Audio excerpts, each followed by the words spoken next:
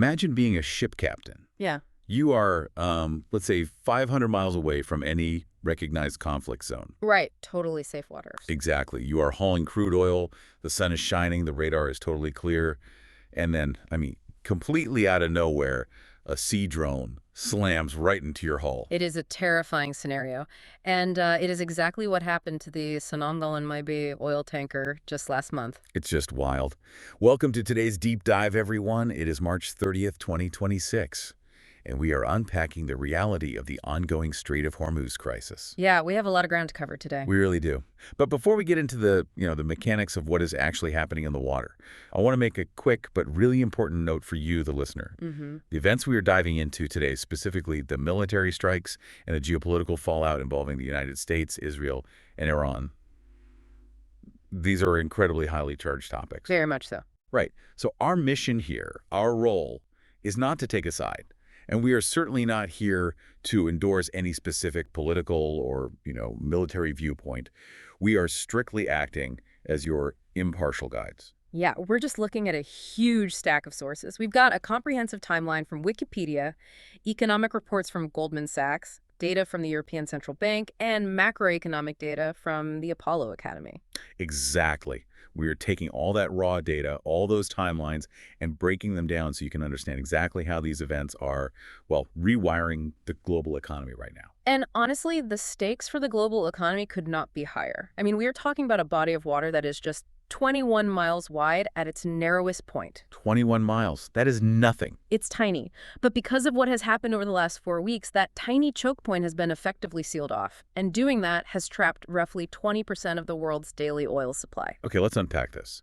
Because to understand the economic shockwave that is hitting your wallet right now, we have to start at the physical source of the crisis.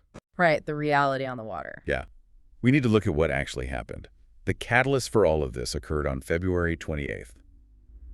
Following joint U.S. and Israeli strikes that resulted in the death of Iran's supreme leader, Ali Khamenei, Iran's Islamic Revolutionary Guard Corps, the IRGC, they moved to close the Strait of Hormuz. But, closing an international waterway isn't as simple as, dropping a boom across a river. Right, you don't just put up a keep out sign and everyone goes home. Exactly.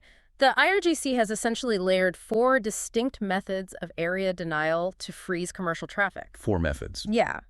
The most obvious is the physical attacks. So the sea drones and missile strikes, like the one that hit the tanker you mentioned earlier in Kuwait. Right. Or the really tragic sinking of the Mersafah 2 tugboat.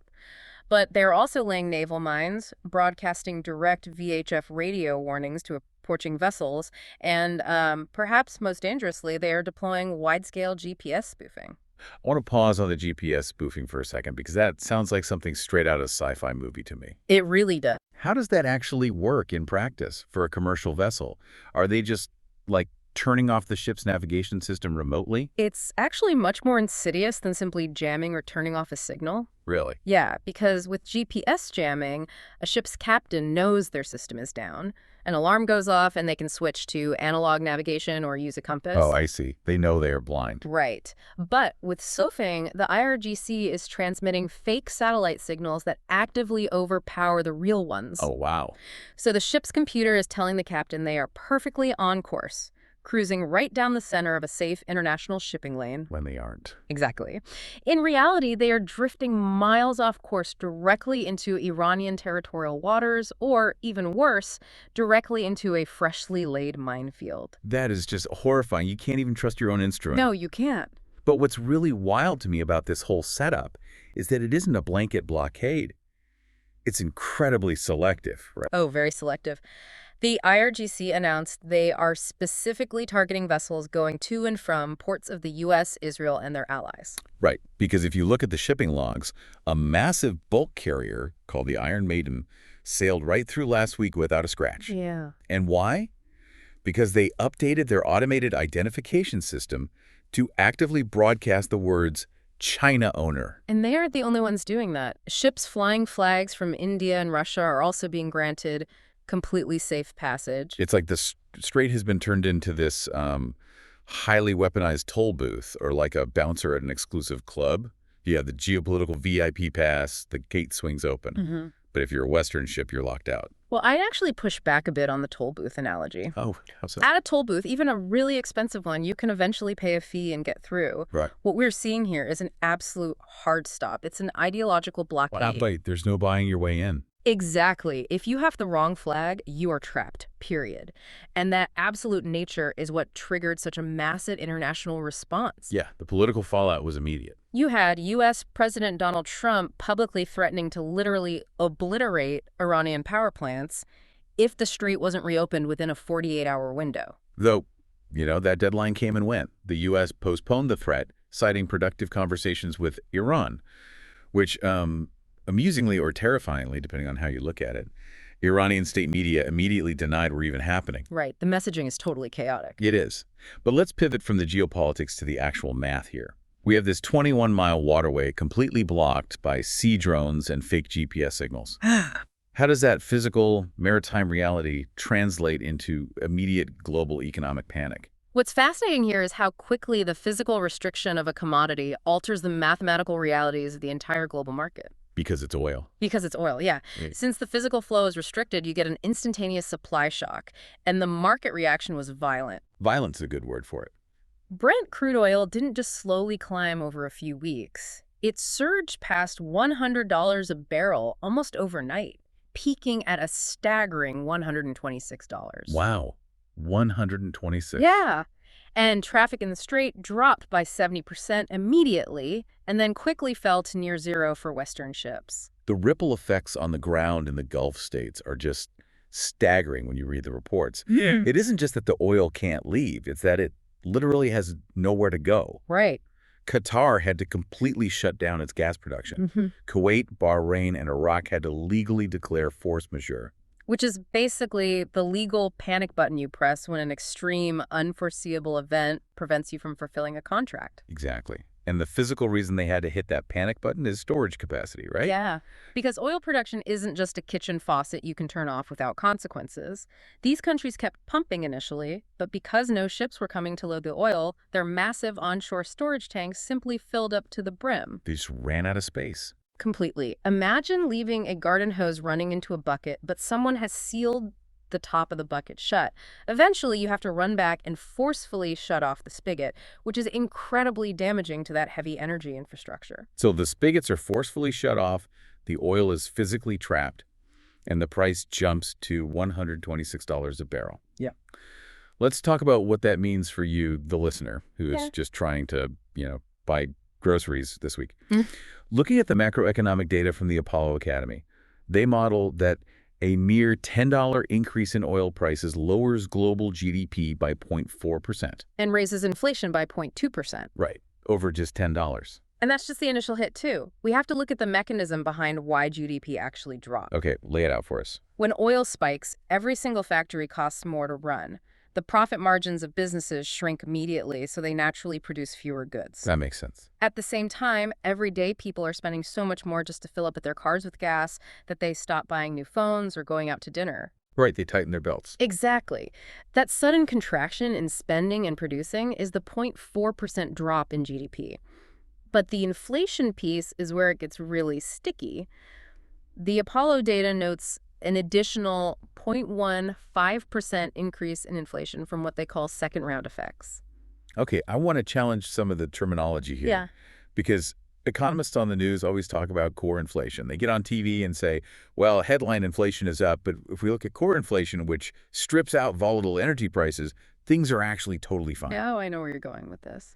If core inflation deliberately ignores energy prices, aren't economists basically ignoring the exact thing that is currently draining the listener's bank account at the gas pump right now? I mean, honestly, it feels like gaslighting. It is a very common frustration, and honestly, it's a completely fair one. Economists strip out energy and food to measure core inflation because those prices bounce around wildly based on, temporary weather events, or in this case, a drone strike in the Middle East. Right. They want the smooth line. They want to see the underlying long-term trend of the whole economy. But your frustration highlights exactly why those second-round effects we just mentioned are so incredibly critical. Because the high energy prices eventually infect everything else anyway. Exactly the right word, infect. Oil is a fundamental input for almost everything in the modern world. So while a spike in crude oil hits the gas pump immediately, it takes 3 to 6 months for the cost of that $126 barrel of oil to bleed into other things, Like what? like the cost of plastic packaging for your food, or the cost of the asphalt used to pave your local roads, or the diesel fuel required for a delivery truck to stock a grocery store. Oh, right, because all of that requires oil. Yes, that delayed bleed into the rest of the economy is the second round effect. It transforms from an isolated energy problem into an everything problem. This is a textbook example of cost push inflation. Meaning the inflation is literally being pushed up by the rising cost of the raw supplies. Yes, exactly. It is a sudden fall in aggregate supply, pushing prices up across the board. As opposed to what we saw a few years ago. Right. This is very different from demand pull inflation, which is what we saw right after the pandemic. How so? Demand pull is when consumers have a lot of cash in their pockets and they all want to buy a couch at the same time, but there aren't enough couches to go around, so the price of couches goes up. I see. Cost push, which is what is happening right now, is when the couch maker suddenly has to pay triple for the energy to run their factory and triple for the synthetic fabrics to build the couch, so they're forced to raise the price just to break even. Here's where it gets really interesting, though. When we zoom in on the United States specifically, the analysis from Goldman Sachs tells a story that is vastly different from the famous oil shocks of the 1970s. Oh, completely different. Back then, an oil crisis in the Middle East meant massive gas lines in America, forced rationing, and a deep, agonizing recession. But Goldman is arguing that the U.S. is far less sensitive to this shock today, and they attribute that to the shale buffer. The shale buffer is arguably the most significant shift in global geopolitics and energy in the entire 21st century. Massive. The U.S. has transitioned from being a highly vulnerable importer, completely at the mercy of the Middle East, to the world's absolute largest crude producer. Yeah, the numbers are wild. The U.S. is currently pumping out roughly 13.3 million barrels a day. Okay, hold on. I have to play devil's advocate here for a second. Go for it. If the U.S. is pumping 13.3 million barrels a day, literally producing more oil than anyone else on the planet, why does a conflict 7,000 miles away in the Persian Gulf still cause gas prices in California or Ohio to spike over $5 a gallon? It's a great question. If we have our own oil, shouldn't we be completely immune to this? It's the most intuitive question to ask, but it fundamentally misunderstands how global commodity pricing actually works. Okay, explain it to me. Think of the global oil supply as a giant, totally integrated swimming pool. It doesn't matter if the water, or in this case, the oil is pumped in from a hose in Texas or a hose in Saudi Arabia. Right. It all fills the exact same pool, and buyers from around the world drink from that same pool. So when Strait of Hormuz closes, somebody just drained 20% of the water out of the entire pool. Exactly. And the buyers in Asia or Europe who suddenly lost their specific Middle Eastern supply don't just say, oh, well, guess we won't use oil today. No, they scramble. They panic. And they start bidding astronomical prices for the oil being produced everywhere else, including the oil coming right out of Texas and North Dakota. Oh, wow. That frantic global bidding war drives the price up for everyone, even if your local gas station is supplied by a refinery drawing exclusively from domestic American wells. You are insulated, but you are not isolated. That makes total sense. Yeah. So this creates this bizarre dual-edged sword for the U.S. economy. Yes, it does. On one hand, $126 oil acts as a massive regressive tax on the everyday consumer. It hurts retail and logistics giants like Walmart and Amazon because their shipping and delivery costs just explode. Right. It hurts the consumer side heavily. But on the exact same day, that sky-high price acts as a massive stimulus check for capital expenditure in energy-producing states. Suddenly, places like Texas, New Mexico, and North Dakota are booming. It's a highly localized economic boom hiding inside a national drag. However, we really have to look at the human cost here. The jobs data. Exactly. The Goldman Sachs data is very clear on this. The boom in the oil patch simply does not outweigh the drag on the broader economy when it comes to human jobs. Because it takes less people to pump oil than to run a retail store. Right. Despite the energy sector hiring as fast as they possibly can, Goldman predicts a net loss of 10,000 jobs a month in the U.S. through the end of 2026. 10,000 a month. And the pain is incredibly concentrated, right? Those job losses aren't spread out evenly across the country. No, not at all. They are primarily hitting leisure, hospitality, and retail. Which makes total sense when you think about it. Hmm. When your monthly gas bill doubles, the first thing you cut from your family budget isn't your mortgage. No, of course not. It's dining out at a restaurant or taking a weekend vacation. The current projection is that this dynamic will push U.S. unemployment up to 4.6%. And, there are mitigation efforts happening, of course. Like the reserves. Yeah. The U.S. authorized a massive release from the Strategic Petroleum Reserve, 180 million barrels. And that is part of a much larger 400 million barrel global release coordinated by the International Energy Agency. But does that actually fix the problem? Not really. Putting strategic reserves into the market it's like putting a Band-Aid on a broken leg. Right. It provides temporary relief to the price, but it absolutely doesn't fix the underlying structural supply shock of the strait being closed. But still, the U.S. at least has that safety net, right? The shale oil, the booming energy sector in Texas, the reserves. If you strip that safety net away entirely, you get a real-time picture of actual economic panic. Oh, completely. And that is exactly what the European Central Bank is watching happen across Europe right now. If we connect this to the bigger picture, the ECB working paper highlights a terrifying structural vulnerability for Europe. Let's talk about the ECB data. Europe's oil dependency rate is a staggering 98.6%. They produce essentially nothing domestically. They import almost everything they burn. 98.6%. That is basically total dependency. Total. So when an oil shock of this magnitude hits, European firms react very differently than American firms.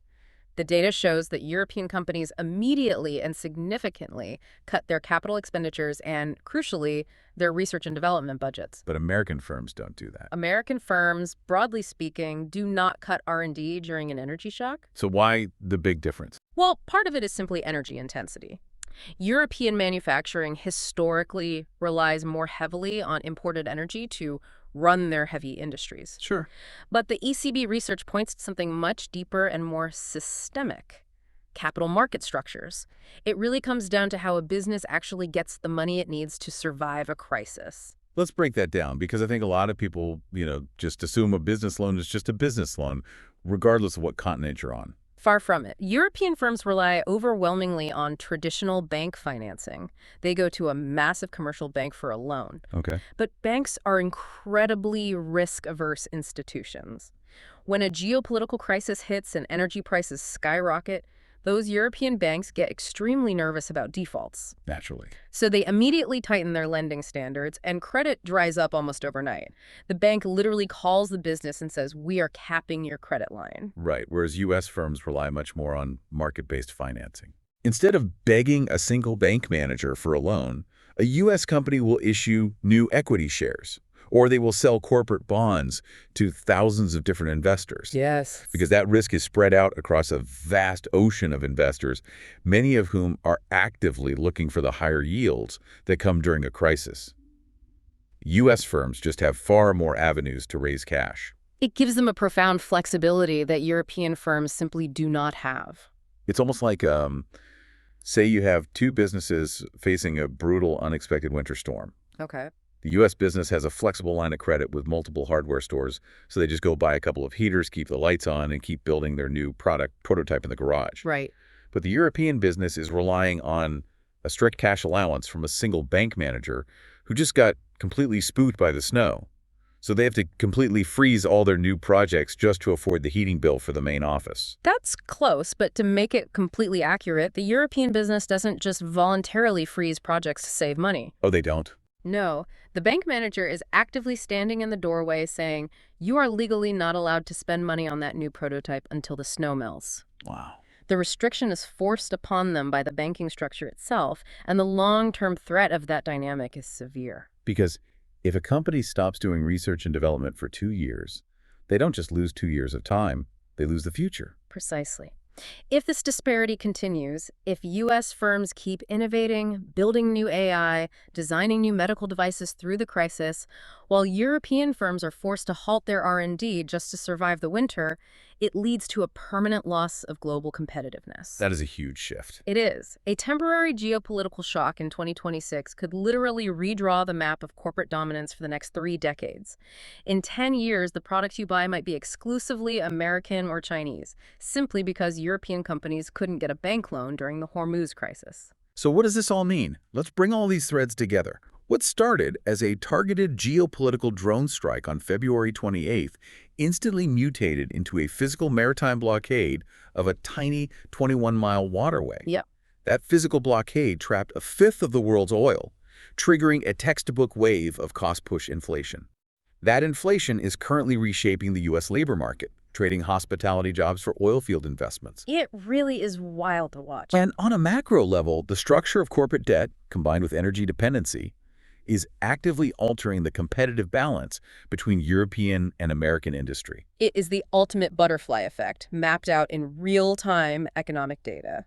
It really is a stark reminder to you, the listener, of how globally interconnected your local reality actually is. Definitely. The price you pay at the grocery store today, the security of your job in retail, or even the brand of smartphone you'll be able to buy in 5 years is actively being dictated by drone boats in the Persian Gulf and the rigid financing structure of European banks. It all flows through the exact same circulatory system.